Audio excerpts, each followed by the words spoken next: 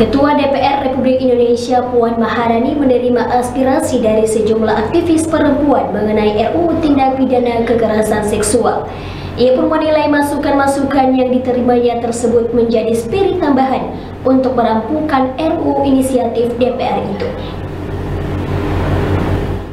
Puan melakukan audiensi dengan para tokoh pejuang hak-hak perempuan di Gedung Nusantara Komplek Parlemen, Senayan, Jakarta, Rabu 12 Januari 2021. Ada belasan aktivis perempuan yang memberikan aspirasi dari berbagai latar belakang, mulai dari akademisi, influencer, pejuang HAM, pekerja seni, hingga mahasiswa. Saat menerima audiensi, Puan didampingi oleh Ketua Presidium Kaukus Perempuan Parlemen Republik Indonesia atau KPPRI, sekaligus Wakil Ketua Komisi 8 DPR RI Diah Pitaloka dan anggota Komisi 10 DPR RI Maya Esti Wijayati.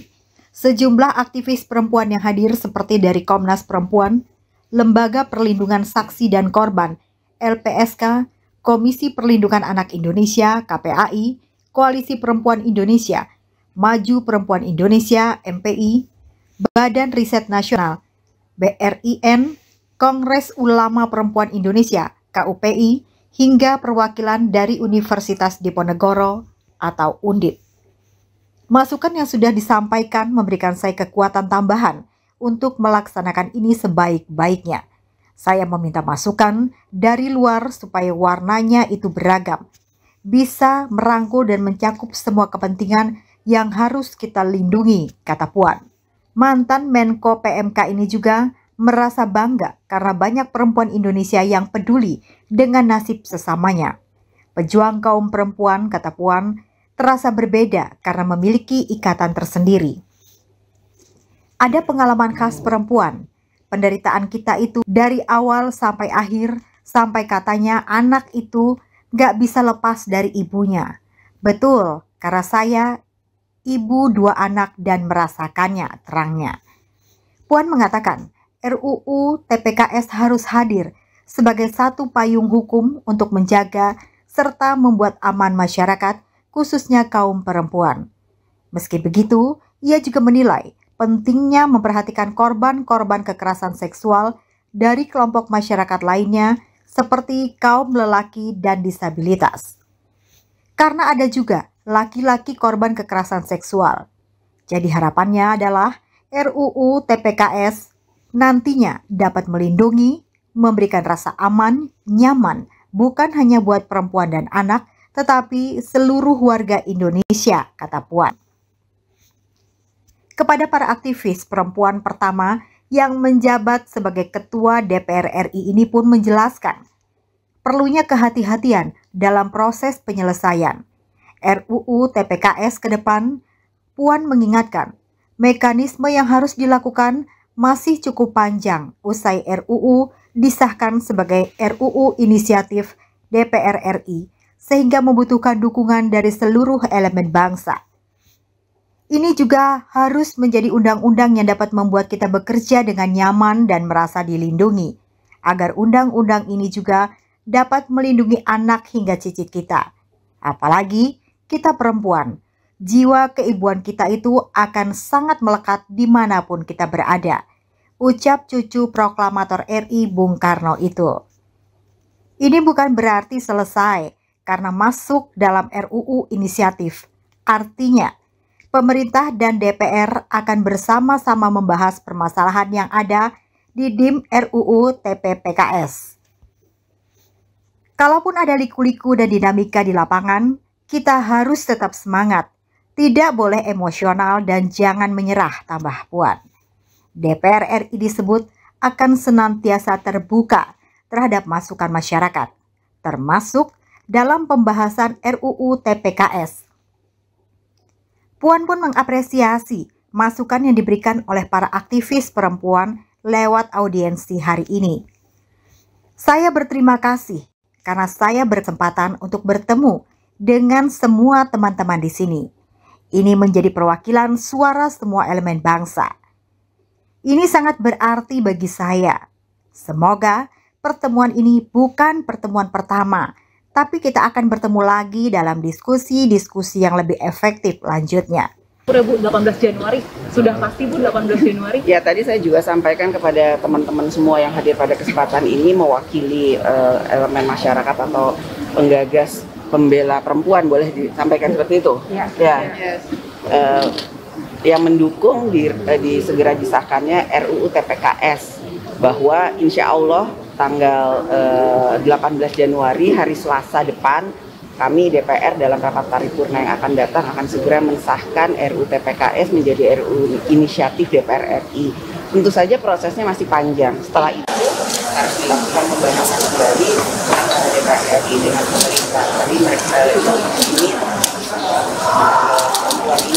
menyampaikan banyak sekali masukan yang harus kemudian dilakukan dalam pembahasan ke depan, bagaimana komitmen dan concern mereka terhadap hal-hal yang kemudian bisa melindungi perempuan dan anak juga disabilitas, dan ternyata ada juga laki-laki korban kekerasan.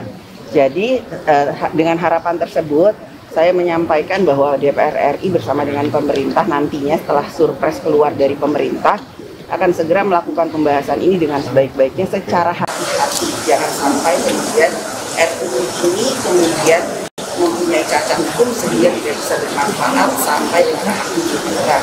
Kami semua berharap bahwa undang-undang ini setelah disahkan memang bermanfaat bagi bangsa dan negara dalam melindungi dan melakukan pencegahan kekerasan seksual bagi siapa saja yang saat ini terkena dampak dari akses kekerasan seksual.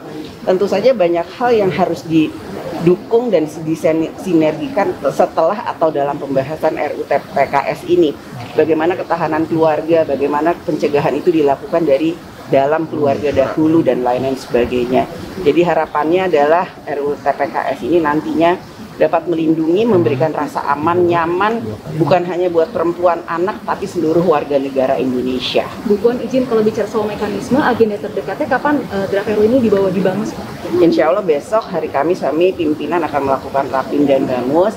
Memang seperti itu mekanismenya, sebelum paripurna kami harus melakukan Rapim dan Bamus.